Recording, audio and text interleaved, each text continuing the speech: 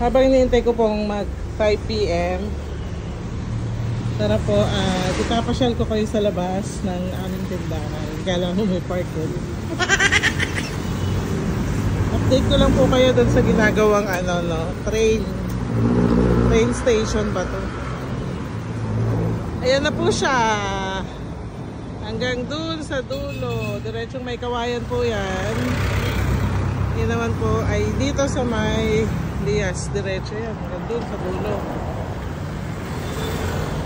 So far, ayan pa rin. Nandyan pa rin yung mga net.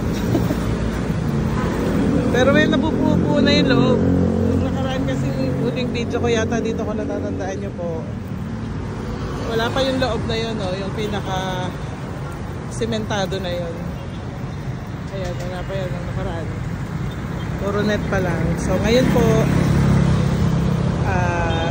may laman na yung loob niya. Siguro mga 5 years from now, tanggal na tong net na to. Tagal pala. SM po itong nasa likod nito eh. Hindi natin nakikita yung SM ngayon kasi nga natatakpan.